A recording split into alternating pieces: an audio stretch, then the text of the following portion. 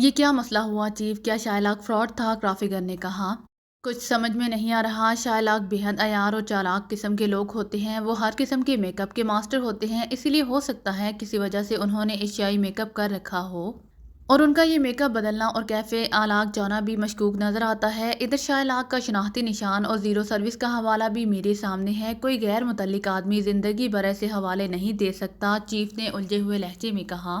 میرا ایک آدمی کیفے آلاک میں ملازم ہے، اگر آپ کہیں تو میں اس سے رابطہ قائم کر کے اسے کہوں کہ وہ اندر کی بات کا پتہ کر کے ہمیں بتائے۔ کرافیگر نے چند لمحوں کی خاموشی کے بعد کہا۔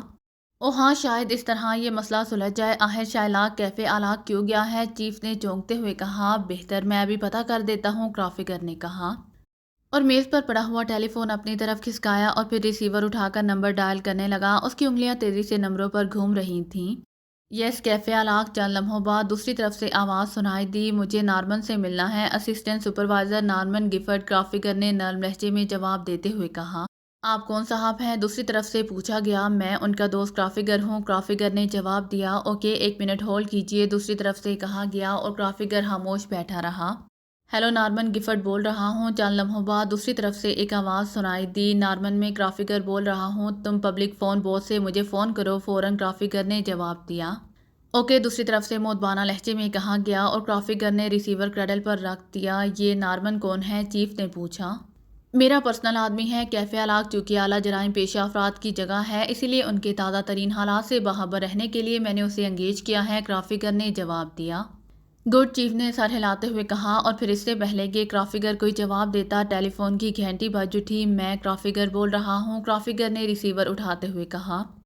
فرمائیے، کیا حکم ہے؟ دوسری طرف سے نارمن کی آواز سنائی دی۔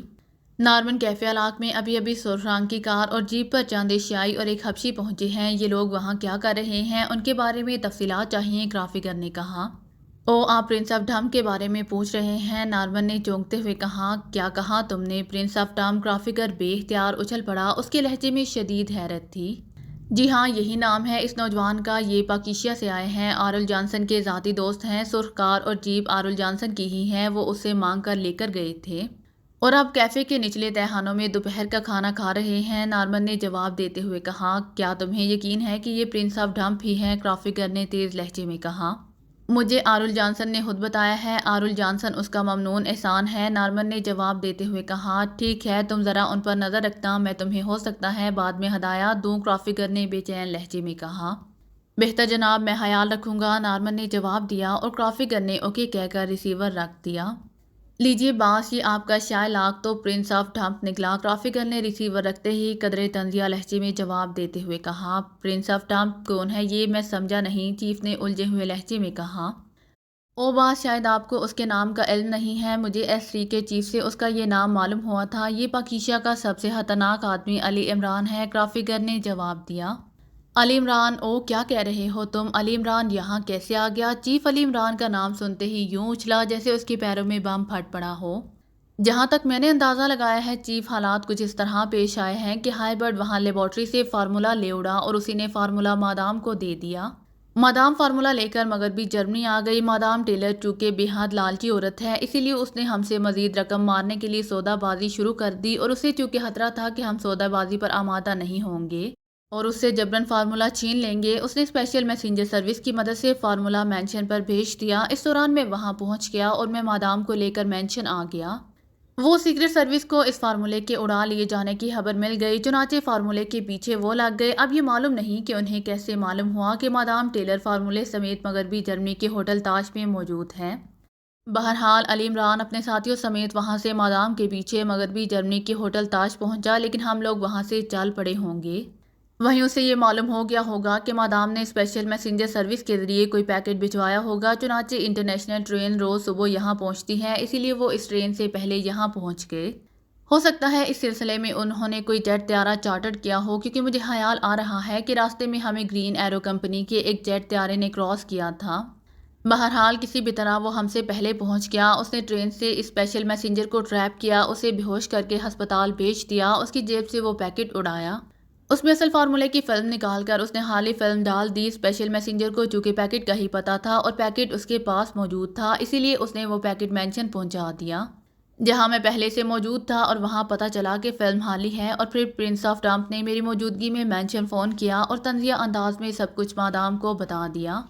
اس نے مادام کو یہی تاثر دیا کہ وہ پاکیشیا سے بول رہا ہے اور یہ فارمولہ اس کے آدمیوں نے اڑایا ہے، حالانکہ وہ یہی نارتھ زون سے ہی بول رہا تھا۔ اسے ہمارا پتہ چل گیا اور مجھے یقین ہے کہ اسے یہ بھی علم ہو گیا ہوگا کہ آج تک جس فارمولے کو وہ ادھورا سمجھ رہے ہیں اس کا دوسرا حصہ یہاں موجود ہے، چنانچہ اس نے یہی پروگرام بنایا کہ اب آ تو گیا ہوں، دوسرا حصہ بھی یہاں سے حاصل کرتا جاؤں۔ مینشن سے وہ میرا تعاقب کرتا ہوا یہاں تک آیا اور یہاں وہ شائلاک بن کر ہم سے ٹکرایا اور ہم سے اس نے وہ بنیادی معلومات لے لیں کہ فارمولے کا دوسرا حصہ کہاں موجود ہے۔ اب ظاہر ہے اس کا ٹارگٹ مین لیبارٹری ہوگی۔ کرافیگر نے بڑی عقل مندی سے سارے حالات کا تجزیہ کرتے ہوئے کہا۔ گڈ، تم نے تو سارا معاملہ حل کر دیا ہے۔ بہرحال میں ابھی تک اس بات پر حیران ہوں کہ علی عمران کو شائلاک کا محسوس نام اور زیرو سروس کے مخصوص اشارے کا کیسے علم ہوا، لیکن اس کے متعلق جو باتیں اب تک سننے میں آئی ہیں اس لحاظ سے یہ بات از قیاس نہیں ہے کہ اسے اس سلسلے میں بھی مکمل معلومات حاصل ہوں۔ بہرحال اب کیا کیا جائے، کیا ہم اسے پکڑ لیں؟ چیف نے کہا۔ میرا خیال ہے چیف کہ ہمیں مادام ٹیلر کو اس سلسلے میں اطلاع دینی چاہیے۔ یہ بات تو ماننے کی نہیں ہے کہ علی عمران جیسا چالاک آدمی فارمولے کو اپنے پاس رکھے ہوئے ہوگا۔ اس نے یقیناً پہلی فرصت میں اسے واپس بھیج دیا ہوگا، لیکن عمران سے اس کا پتہ لگ سکتا ہے، اور چونکہ مادام ٹیلر کو ہم نے ادائیگی کی ہوئی ہے اسی لیے یہ اس کی ڈیوٹی ہے کہ وہ فارمولہ حاصل کر کے ہمیں دے۔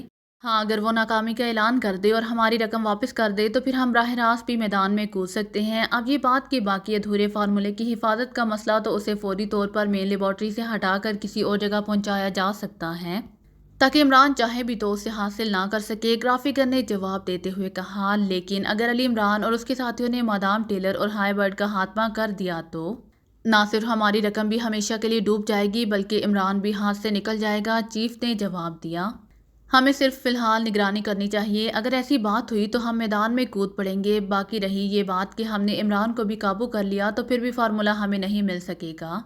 اس کے حصول کے لیے ہمیں پاکیشیا جانا ہوگا اور وہاں سیکرٹ سروس بدستور موجود ہے۔ ہائی برڈ بہت ذہین اور عیار آدمی ہے، یہ فارمولہ بھی ہمیں وہیں حاصل ہو جاتا اگر مادام ٹیلر حماقت نہ کرتی۔ میرا خیال ہے ہائی برڈ کام سنبھال لے گا، ہمیں ہاتھ پیر ہلانے کی ضرورت پیش نہیں آئے گی۔ کرافیگر نے بحث کرتے ہوئے کہا، اوکے، تمہاری بات درست ہے۔ تم مادام ٹیلر کو فون کر کے اسے یہ معلومات دے دو، ہم بھی نگرانی کرتے رہیں گے تاکہ حالات کا پتہ چلتا رہے۔ چیف نے سر ہلاتے ہوئے کہا اور کرافیگر نے ٹیلی فون کا ریسیور اٹھایا، پھر اس کی انگلیاں تیزی سے نمبروں کو گھمانے میں مصروف ہو گئیں۔ یس مادام ٹیلر مینشن۔ رابطہ قائم ہوتے ہی دوسری طرف سے ایک نسوانی آواز سنائی دی، میں کرافیگر بول رہا ہوں، سپر سیکرٹ سروس سے، مادام سے فوراً بات کراؤ، اٹ از ایمرجنسی۔ کرافیگر نے تیز اور تحکمانہ لہجے میں کہا، بہتر ہولڈ آن کیجیے۔ دوسری طرف سے جواب دیا گیا، ہیلو مادام اسپیکنگ۔ چند لمحوں بعد ریسیور پر مادام کی آواز ابھری، مادام میں کرافیگر بول رہا ہوں، آپ کے لیے ایک اہم اطلاع ہے، پرنس آف ڈمپ یہاں نارتھ زون میں موجود ہے۔ کرافیگر نے بڑے سنسنی لہجے میں کہا،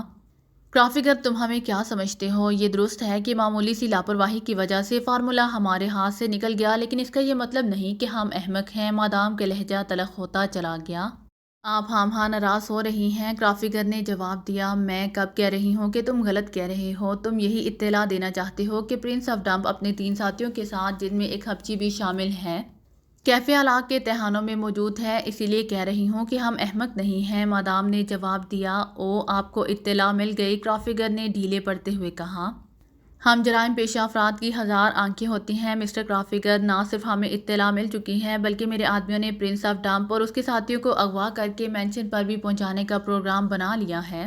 زیادہ سے زیادہ وہ 10 منٹ بعد میرے سامنے موجود ہوگا، مادام نے جواب دیتے ہوئے کہا۔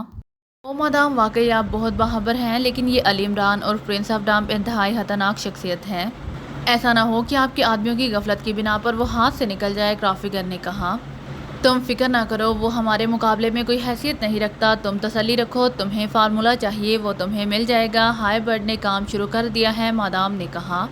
ٹھیک ہے، ویسے میں ایک بات عرض کر دوں کہ اس علی عمران کو کسی بھی انداز میں استعمال کرنے سے پہلے 1000 بار سوچ لیجئے گا، ایسا نہ ہو کہ یہ آپ کو چکر دے جائے، بلکہ بہتر یہی ہے کہ آپ اسے اس کے ساتھیوں سمیت ہلاک کر دیجئے تاکہ یہ کانٹا ہمیشہ کے لیے راستے سے دور ہو جائے۔ کرافیگر نے مشورہ دیتے ہوئے کہا، آپ اپنے مشورے اپنے تک رکھیے، ہم جو مناسب سمجھیں گے کریں گے، آپ اس معاملے میں پلیز مداخلت نہ کریں ورنہ کسی قسم کی ناکامی کے ہم ذمہ دار نہیں ہوں گے۔ مادام کا لہجہ ایک بار پھر تلخ ہو گیا، ٹھیک ہے مدام، ہمیں تو فارمولا چاہیے، یہ واقعی آپ کا کام ہے، آپ اسے کیسے حاصل کرتے ہیں، ہم مداخلت نہیں کریں گے، کرافگر نے کہا اور ریسیور رکھ دیا۔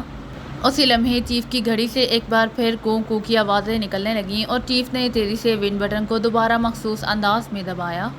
31 اسپیکنگ اوور۔ دوسری طرف سے 31 کی آواز ابھری۔ یس چیف اسپیکنگ اوور، چیف نے تحکمانہ لہجے میں جواب دیتے ہوئے کہا۔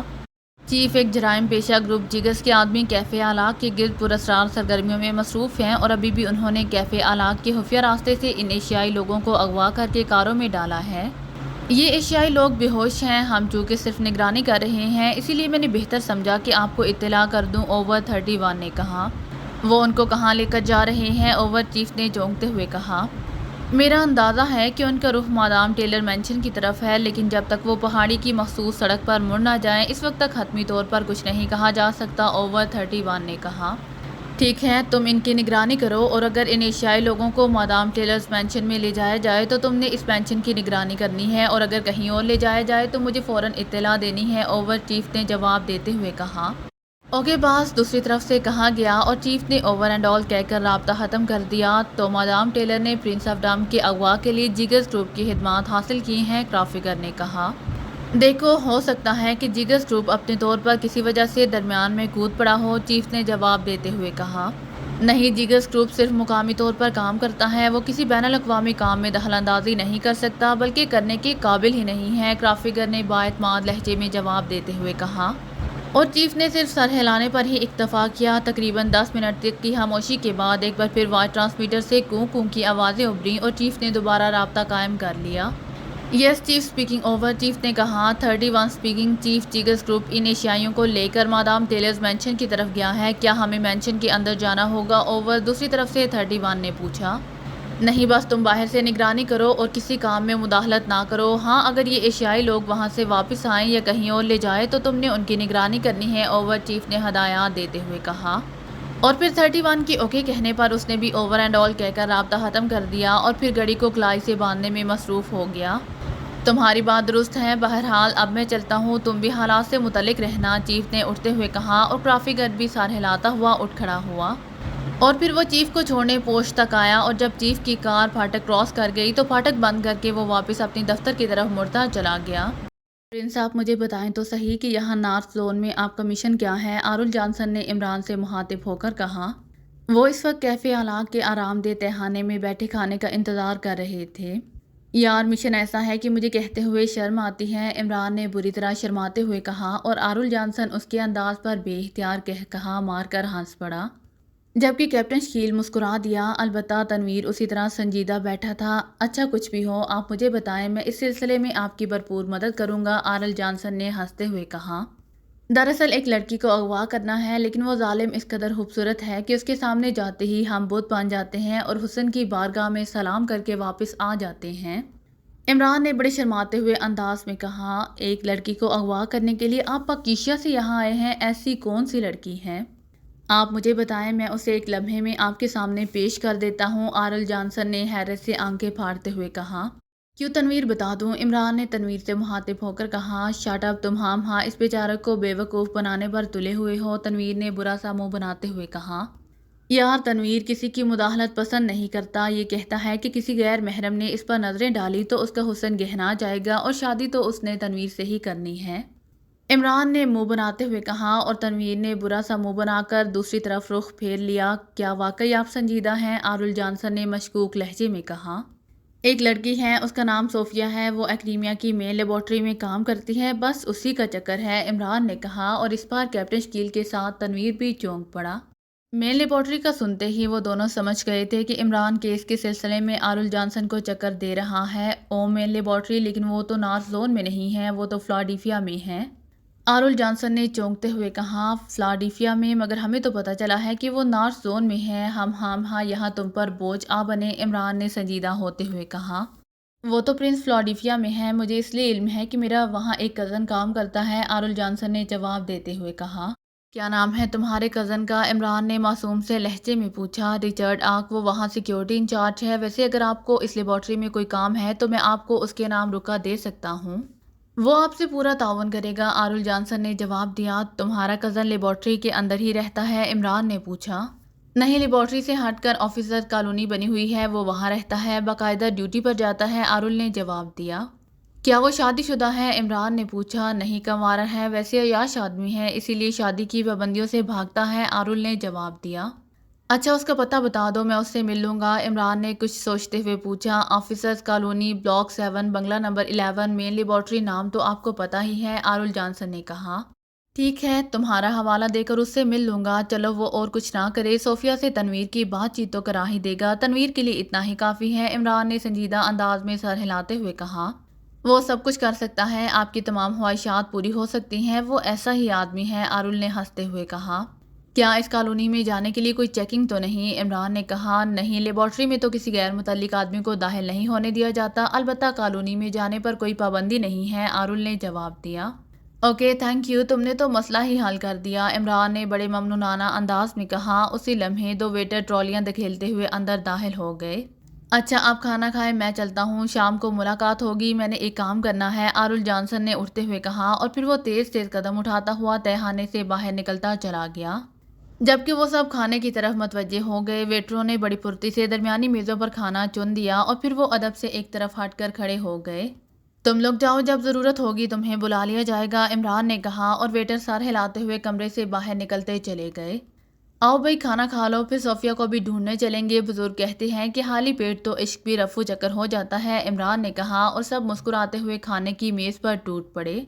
کھانا چونکہ خاص ان کی فرمائش پر خصوصی طور پر پکوایا گیا تھا، اسی لیے کھانا بے حد لذیذ اور مزیدار تھا، اور ان سب نے پیٹ بھر کر کھانا کھایا۔ کھانے کے بعد انہوں نے سویٹ ڈش کھائی، اور پھر وہ آرام کرنے کے لیے قریب بچھے ہوئے بستروں پر لیٹ گئے، جبکہ جوزف نے اپنی جیب سے شراب کی بوتل نکال کر پینی شروع کر دی۔ ابھی انہیں لیٹے ہوئے چند ہی لمحے گزرے ہوں گے کہ اچانک ان سب کے سر گھومنے لگے، جوزف کے ہاتھ سے بوتل نکل کر نیچے گری، اور وہ دڑام سے کرسی سے نیچے فرش پر گر پڑا۔ ارے یہ کیا ہو رہا ہے؟ کیپٹن شکیل نے کہا، اور پھر وہ بھی لڑک گیا۔ عمران نے اپنے ذہن پر قابو پانے کی کوشش کی، لیکن بے سود۔ چند لمحوں بعد ہی اس کے ذہن پر بھی تاریکی کا پردہ تیزی سے پھیلتا چلا گیا۔ تنویر تو بستر پر لیٹے لیٹے ہی ہوش و حواس کی سرحد پار کر گیا تھا۔ عمران کے ذہن میں آخری تاثر یہی ابھرا تھا کہ کھانے میں انہیں بے ہوشی کی دوا ملا کر دی گئی ہے، اس کے بعد کیا ہوا، اس کا اسے علم نہیں ہو سکا۔ پھر جب اس کی آنکھ کھلی تو اس نے اپنے آپ کو ایک بڑے سے ہال کمرے میں ایک کرسی پر بیٹھا ہوا پایا، اس کا پورا جسم نائلون کی رسیوں سے بندھا ہوا تھا، صرف اس کی گردن ہی حرکت کر سکتی تھی۔ ساتھ والی کرسیوں پر کیپٹن شکیل، تنویر اور جوزف بھی موجود تھے، ان سب کی گردنیں ابھی تک ڈلکی ہوئی تھیں۔ عمران نے آنکھیں کھولتے ہی ادھر ادھر دیکھا، خاصا بڑا کمرہ تھا، لیکن کمرہ ہر طرف سے بند تھا، کہیں کوئی دروازہ یا روشن دان موجود نہیں تھا، اس کے باوجود کمرے میں گھٹن کا کوئی احساس نہیں تھا۔ شاید خفیہ طور پر تازہ ہوا کی آمد کا بندوبست کیا گیا تھا، اور کمرے میں سوائے ان لوگوں کے اور کوئی آدمی یا فرنیچر ٹائپ کی کوئی چیز موجود نہیں تھی۔ عمران کا ذہن گھومنے لگا کہ آخر وہ کہاں ہے اور کن لوگوں کے قبضے میں ہیں، کیونکہ آرول جانسن کے اس خفیہ تہخانے میں ان کا یوں باہر نکلنا اور پھر کھانے میں بے ہوشی کی دوا بات کچھ پلے نہیں پڑ رہی تھی۔ ایک لمحے کے لیے اسے خیال آیا کہ شاید یہ سارا چکر آرول جانسن کا چلایا ہوا ہو، وہ شاید مین لیبارٹری کی وجہ سے کھٹک گیا ہو اور اس کی حب الوطنی جاگ اٹھی ہو، مگر پھر اس نے یہ خیال چھوڑ دیا، کیونکہ آرول جانسن اس وقت اٹھا تھا جب کھانا اندر آ گیا تھا، اس وقت وہ کھانے میں کوئی چیز ملانے کے قابل بھی نہیں تھا۔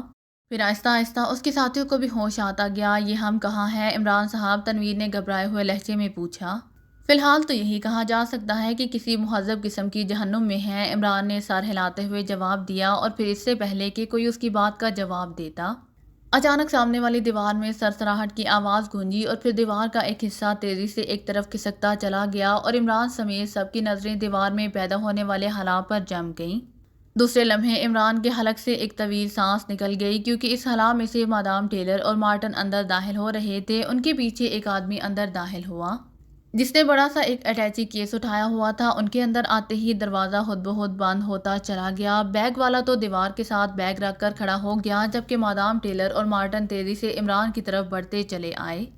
خوش آمدید مادام ٹیلر، اچانک عمران کے منہ سے نکلا، اور مادام ٹیلر ٹھٹک کر رک گئی۔ تو تمہیں ہوش آ گیا؟ مادام ٹیلر نے سخت لہجے میں کہا۔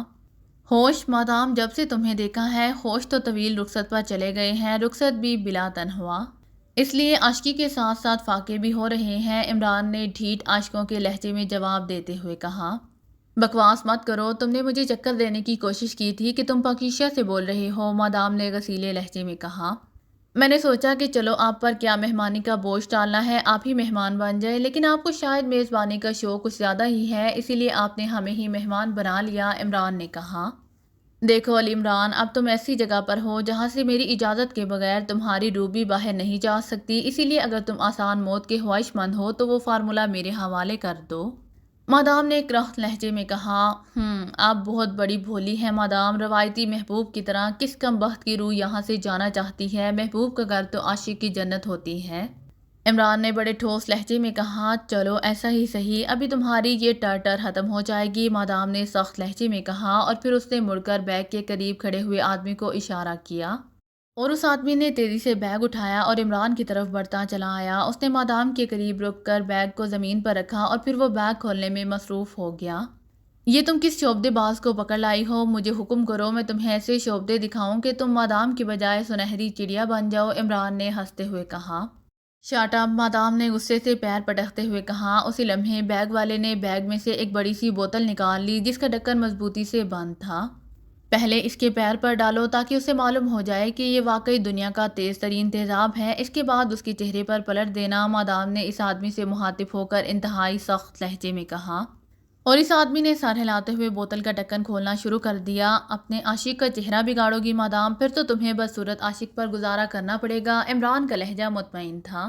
مادام نے کوئی جواب نہ دیا، وہ اسی طرح خاموش کھڑی رہی۔ بوتل والے نے ڈھکن کھولا اور پھر وہ تیزی سے عمران کی طرف بڑھنے لگا۔ ٹھہرو، رک جاؤ، تم کیا پوچھنا چاہتی ہو؟ تم تو ظالم محبوب ہو، میں باز آیا ایسی محبت سے، عمران نے اچانک سنجیدہ لہجے میں کہا۔ رک جاؤ، مادام نے بوتل والے سے کہا، اور بوتل والا ایک طرف ہٹ کر کھڑا ہو گیا۔ بوتل ابھی تک اس کے ہاتھ میں تھی۔ مجھے اس فارمولے کی فلم چاہیے جو تم نے اسپیشل میسنجر سے اڑائی ہے، مادام نے سخت لہجے میں کہا۔ وہ تو میں نے اسی روز ہاسٹن کی ڈاک خانے سے سر داؤد کو واپس بھجوا دی تھی، عمران نے اسپاٹ لہجے میں جواب دیتے ہوئے کہا۔ پھر تم یہاں کیوں رک گئے تھے؟ مادام نے پوچھا۔ اب تم نے پوچھا ہے تو بتا دیتا ہوں، میں نے اس فارمولے کا باقی حصہ یہاں سے حاصل کرنا ہے۔ وہ فارمولہ میرے ملک کی ایجاد ہے اور اس کا فائدہ میرے ملک کو ہی ہونا چاہیے، عمران کے لہجے میں چٹانوں جیسی سنجیدگی تھی۔ او تو یہ بات ہے، بہرحال مجھے اس سے کوئی غرض نہیں کہ تم کیا کرنا چاہتے ہو اور کیا نہیں، مجھے فارمولہ چاہیے، مادام نے کہا۔ تو جاؤ، جا کر حاصل کر لو، پہلے بھی تو تم نے حاصل کر ہی لیا تھا، عمران نے جواب میں سخت لہجہ اختیار کرتے ہوئے کہا۔